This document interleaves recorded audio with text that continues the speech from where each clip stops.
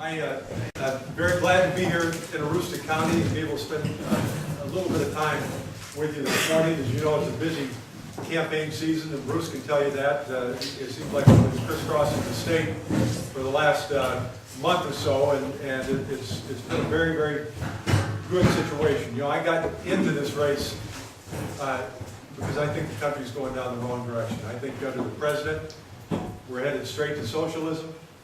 We're spending ourselves into oblivion, and that's simply not right, and it's got to stop.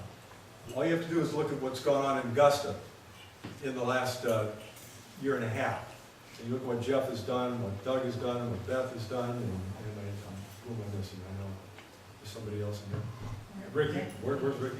That's all right. He's hiding. He's hiding. You know, Ricky's a tough guy to miss.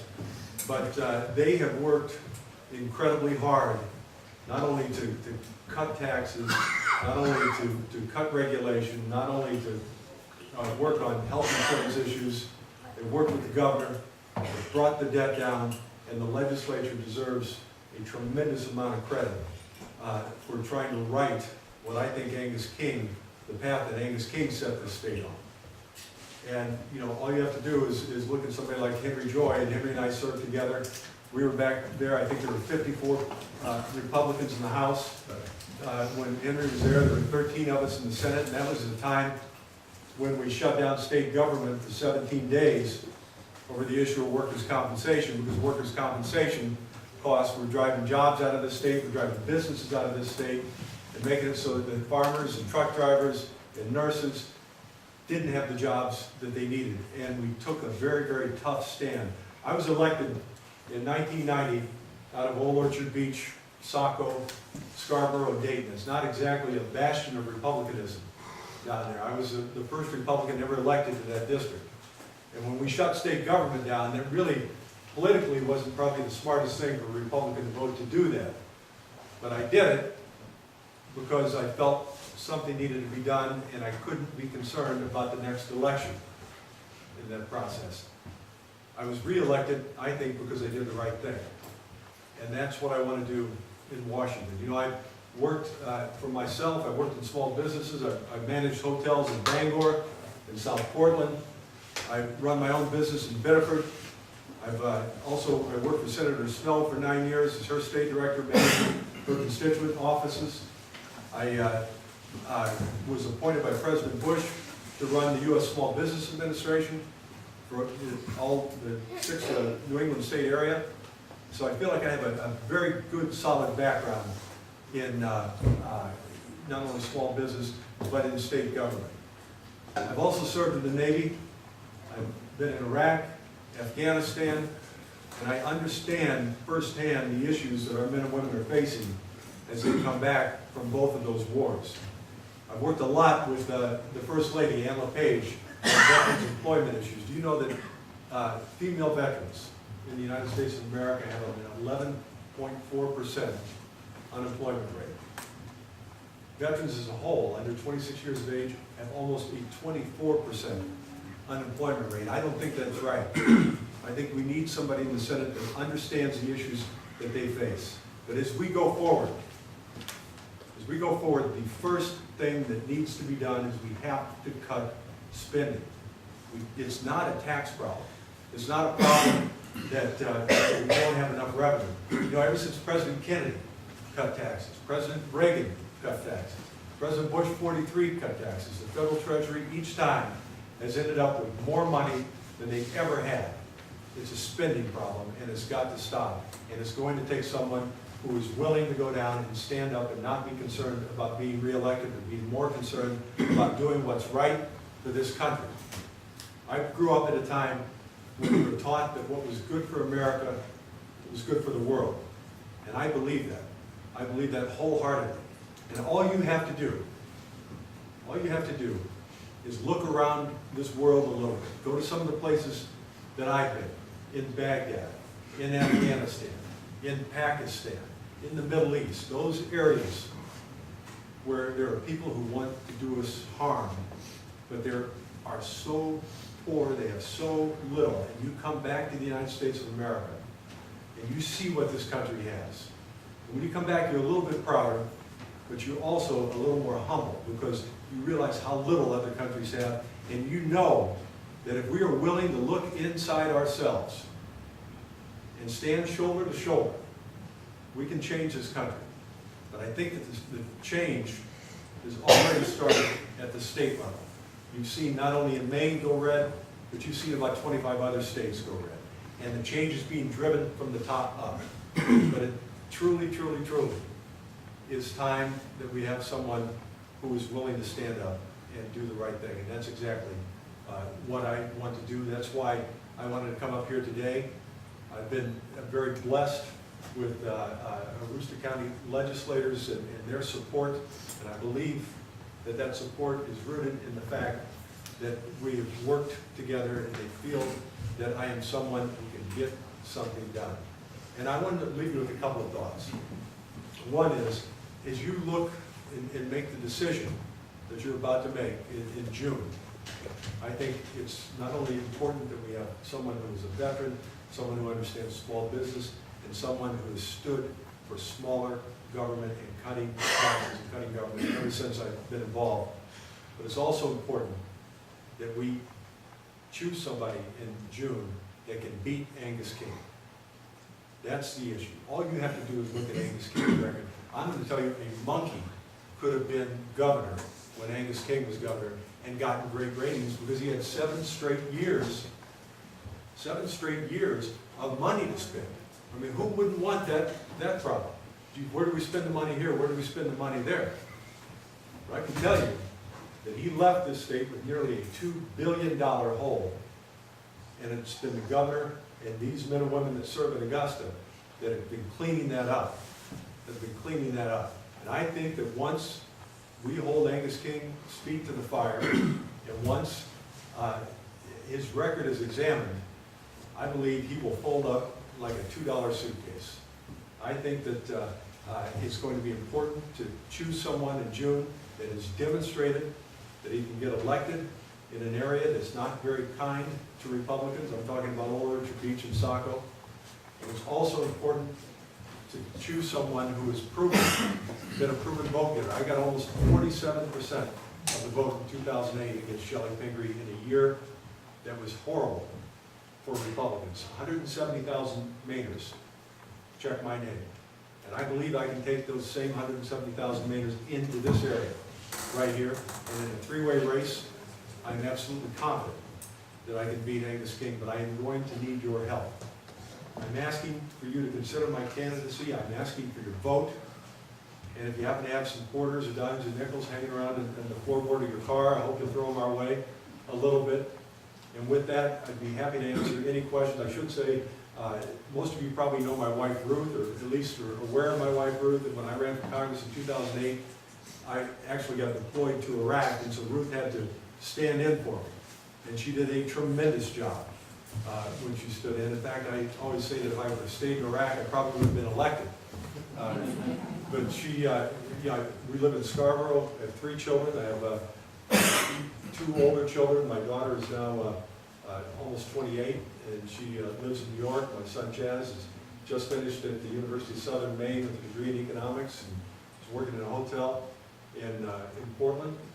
And my little guy, Tom, is 2.5.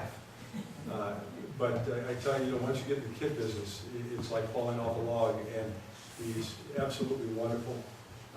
He is really just been such a wonderful thing in our lives. So, like I said, I'm into this race because I believe I can win it. I'm into this race because I believe the country, certainly under President Obama, where he's talking about adding another huge layer of bureaucracy called Obamacare. I don't think that that's the right thing to do when we're $15 trillion in debt, to add nearly $2 trillion more to that debt. We cannot do that. If I get elected to the Senate, the first thing that I will do is introduce legislation which will mirror what these people did in Augusta, and it will allow people nationwide to buy health insurance across state lines. That gives you the economy of scale. You can get group discounts on that. And the second part of that I think is critically important is to let people deduct the cost of their health insurance from their federal income taxes, just like you do the cost of your mortgage. I think you do those two things, you can do them tomorrow, and they will begin driving the cost of health insurance down. It already has in Maine. I know Chris Hill is a friend of mine. He runs a pizza shop in Portland. With the savings in his health insurance, he saved almost $30,000 in his health insurance. He hasn't put that in his pocket. He's hired someone else. He's provided jobs. So with that, I'd be happy to answer any questions. Rick, you have I have two questions of each, and if each one of the candidates can answer. The first question, I'll read both questions and I'll say that, is very near and dear to those of us in the other Maine. If you could just briefly say where you stand on turning us into a national park. And the other thing is, if you could name as a candidate the one attribute that you believe that you could carry to Washington, D.C., because right now we might as well not have anybody in Washington. Nothing's getting done. That you feel that could break that logjam and finally get something done for the people in this country and break that partisanship. That's critical. If that's not done, we're going to continue going backwards. I'll start with that. As far as the national park, I guess I think that's an absolute wrong thing to do. You know, Earl was just talking about having government in your life. You know, I don't think that we need to expand that any further. As far as what I think I can take to Washington, look, you know, I'm not running for the Senate because I want to be somebody. I'm running for the Senate because, like I said when I spoke before, I believe in this country. And I believe that I have leadership, not only in the military, I've served in combat, I understand the issues that those people are facing, and I've also served in the state legislature at a time when I didn't have Henry was with me, we didn't have all our buddies around us, we were in the minority, but we were willing to stand up and do what was right, and certainly in my case, put my Senate seat on the line for what I thought was right. And I've done that all the way through my life. And if I am elected to the Senate and I serve one term, as long as I did the right thing, I don't care. I really don't. And when I say I don't care, what I mean is if I upset somebody, if somebody's nose gets out of joint because I voted to cut spending or voted to cut a program. You know, you look at the Department of Education, for example. I think the Department of Education needs to be eliminated. Value added. Does the Department of Education in Washington, D.C., what do they do for our kids in schools today? When you look at schools around this country, you got 14-year-olds that are pregnant, you got 16-year-olds killing one another, and you got 18-year-olds that can't read the diploma that was handed to them. And you can't tell me that the Department of Education is adding value to someone's child's education. I think that should be brought back to the states. And that is exactly where I'll come from. It's where they always say you have to stand where you sit where you stand. And that's exactly what I will do. So you're more for home rule? Yes, sir. If I could just follow on with what Jeff just said. Because I think when you look at what's happened in Maine in the last 18 months, and the fact that I think we've gone from 50th in business climate to 36th in business climate, and we still have obviously ways to go. But, you know, Teddy Roosevelt gave a speech one time, and he talked about the credit belongs to the man and women that are actually in the arena. And when I served in the state Senate, like I said, there were 13 of us in the Senate. Henry was in the House, there were 54, and we had a Republican governor. And the best thing that we could do was sustain a veto, or sometimes, if they passed a two-thirds budget, stop a budget. The success that you see today is not due to me, to Bruce, to Bill. The governor deserves a great deal of credit for being willing to sign the legislation that these guys passed. Without these guys, without the legislature, none of the stuff that we are up here talking about today would ever occur, because it would never get out of the legislature. And sometimes I think that there's not enough credit given to Beth, to Jeff, to Ricky, to Henry, to Doug behind me there. Those are the guys where the credit really lives, and I applaud you for doing that. Thank you. Anybody else? But can somebody tell me why we cannot, what could we do to get our legislatures to have a 4-year stint? I mean, it just does not seem right to me that these people will go down there and serve a year and work hard and then have to start right in again. You would have to have a constitutional amendment, because the Constitution. That's what it would be. Yeah. And then, I mean, I'm sorry to ask stupid questions, No, but that's no, something no, that I no. just don't, it just doesn't seem right to me. That I- you serve a year and then you've got to work and candidate all, I mean, it just does not. And you know what happens out of that is, I think what you end up getting, seriously, is more government out of that. Because, you know, I've been doing this for almost 22 years, in and out of government.